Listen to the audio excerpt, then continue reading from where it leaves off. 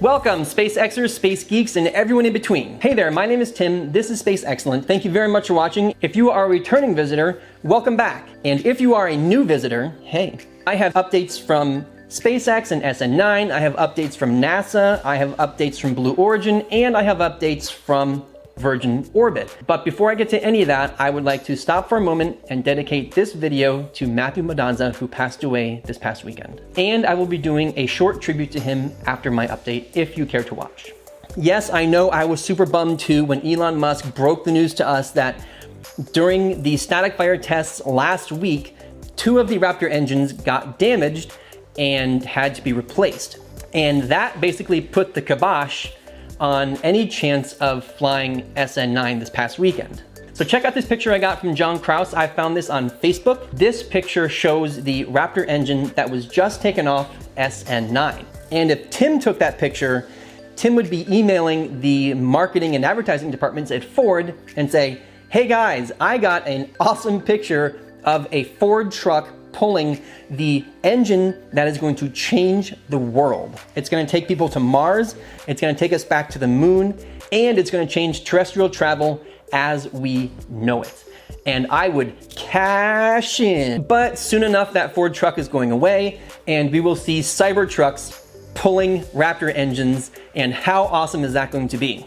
Now, I will put a link to John's social media down in the description if you'd like to check him out yourself. And here's another couple images from Jack Beyer. He posted them to social media as well. These pictures show the new Raptor engines later on that night being prepared to be installed into SN9. Elon Musk tweeted and said that they are working on new procedures to actually change these engines really, really fast in the space of a couple hours. That is really exciting to see that they can actually change a rocket engine in a couple hours. Mary, the Boca Chica gal, she is taking these beautiful pictures of sunrise and sunsets. Thanks to her, we can see SN10 hanging out in the high bay, waiting for its chance to launch and do its own test flight just as soon as SN9 gets the heck out of there. Now, checking in with the graphic from Brandon that was updated on January 15th, we can see that SN10 looks to be completely done and SN11 is almost done. It just needs a couple more stacked parts. But we have this new tank that appeared called SN7.2.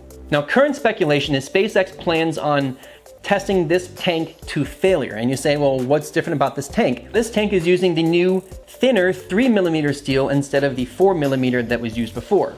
And you think, well, what is 1mm gonna do? But when you talk about a huge rocket, you're talking literal tons of weight that they can shave off. Now, I don't know about you, but I am waiting for Elon Musk to give us the new SpaceX Starship update because I wanna know what's going on with SN15. Elon Musk teased us before and said that SN15 was gonna have some major upgrades, but didn't go any deeper than that, and I wanna know. Aren't we like a demanding bunch of space nerds? What SpaceX is doing is completely unprecedented, allowing us to see the R&D process, and all we want is more information. There was a couple celebrity visitors at Boca Chica. Bob Hines and Johnny Kim showed up to do a little meet and greet outside of the build facility at Boca Chica. Before actually landing and coming to visit their future ride, Johnny Kim flew around the Boca Chica build facility and gave us these amazing pictures.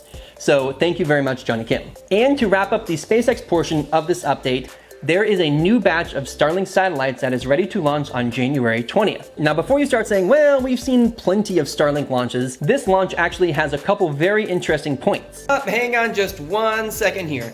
So as of shooting this video on the 19th, this mission was still in the future. As of right now, the mission has flown, the booster landed, and everything went flawlessly. So everything I'm about to say here is true, just make it past tense rather than future tense. Ready, go. This mission is going to be SpaceX's 102nd flight using their Falcon 9 workhorse rocket. And it will be the 51st time that a booster is reused from the fleet. Now, this actual booster will be the 8th time that it's flown, and hopefully the 8th time that it's landed. This booster actually represents the fastest turnaround time that SpaceX has for their Falcon 9 rockets. This particular booster was used last month to launch the Sirius XM satellite, and hopefully when this booster lands, that will be the 72nd time SpaceX has landed a booster.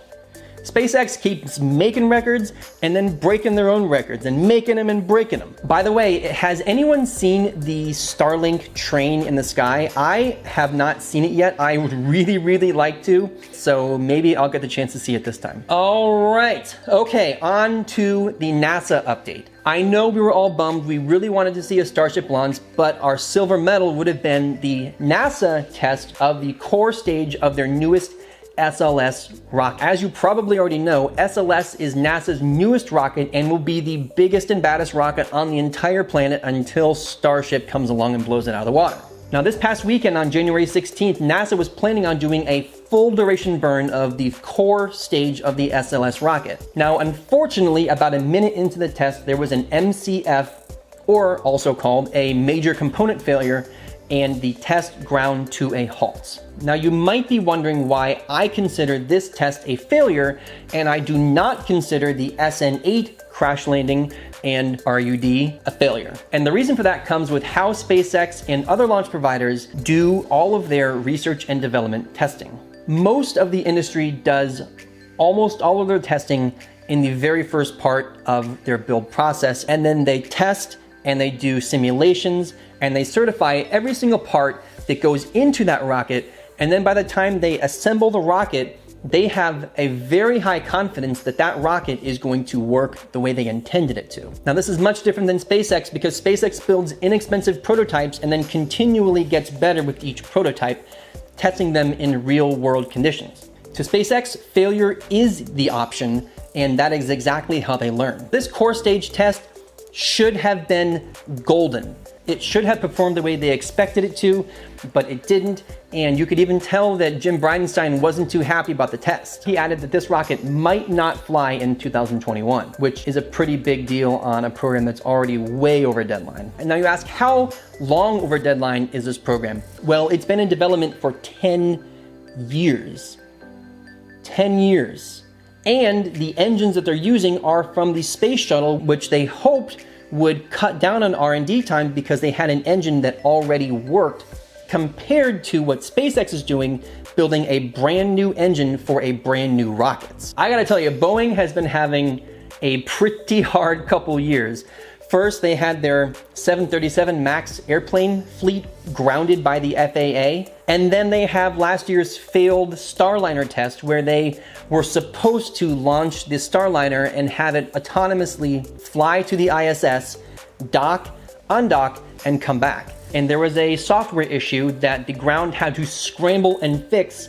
And if they didn't fix it, would have resulted in loss of vehicle, which means if there was astronauts in there, they would have died. Thankfully, they were able to fix the programming and they aborted the mission and brought it home early. Now, you might remember last year, Vice President at the time, Mike Pence, kind of lit a little fire under NASA's butt and said, look, if SLS cannot meet the deadlines that this administration has outlined for the Artemis program, then we need to look towards commercial providers. Because we're SpaceXers, the question is, could SpaceX launch the Orion spacecraft to the moon? A single Falcon 9 could not do it, which means the only other option is Falcon Heavy. Falcon Heavy has enough thrust to get about 58,000 pounds to geosynchronous transfer orbit, or GTO. And then using the engine on the Orion spacecraft, it would complete the transfer and enter into orbit.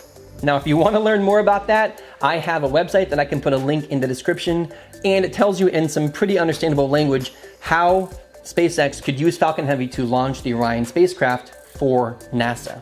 NASA is going to be paying almost $150 million per engine. Now, those engines are designed for the space shuttle and they're designed to be reused. SLS is completely expendable, which is why each individual SLS rocket is going to cost about $1 billion or more. They'll let us know when they build it. Now, in contrast to NASA's answer for a rocket engine, Elon Musk said the very first version of Raptor was on par to be under $1 million.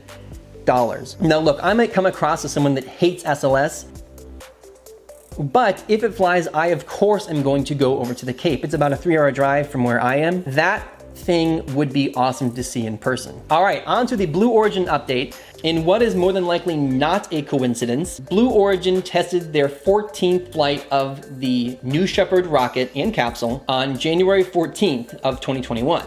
The entire flight lasted about 10 minutes. About 4 minutes into flight, the rocket reaches apogee, which means as high as the rocket is going to go before it starts coming back down. Now, the booster made it back to land and landed on the pad, but after so many test flights, I'm pretty surprised that there's not the accuracy that I would come to expect from a rocket that can literally hover before touching down.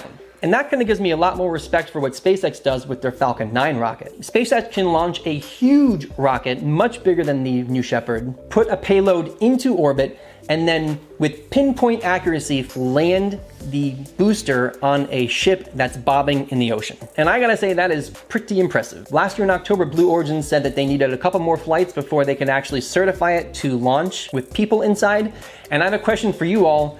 Would you fly on the Blue Origin New Shepard if money was no problem? Comment below if you would like to ride on the New Shepard. By the way, I did a little bit of math on the money that it would cost. Blue Origin says that the ride is gonna cost about $200,000 per seat, and since the ride is about 10 minutes long, you're spending about $20,000 a minute. So start saving.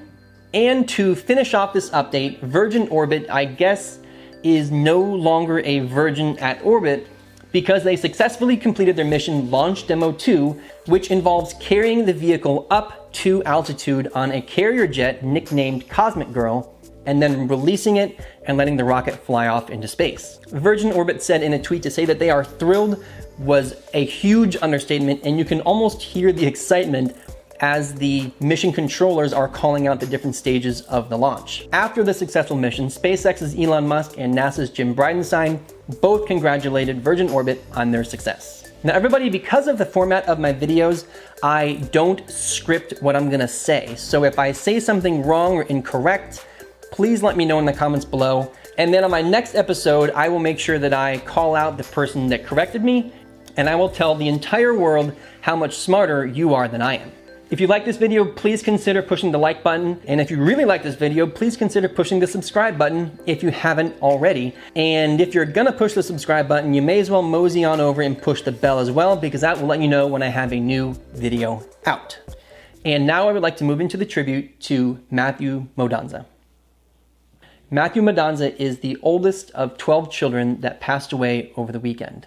Matthew Modanza is survived by his wife and 4 kids, 11 brothers and sisters, including my fiancé and his parents. He was laid to rest January 19th, 2021. To say that the family misses him would be a huge understatement. Matthew, I never met you in person, but I will someday, and I'm looking forward to that day. My condolences and my prayers go out to my fiancé and the entire Modanza family. Thank you very much for watching.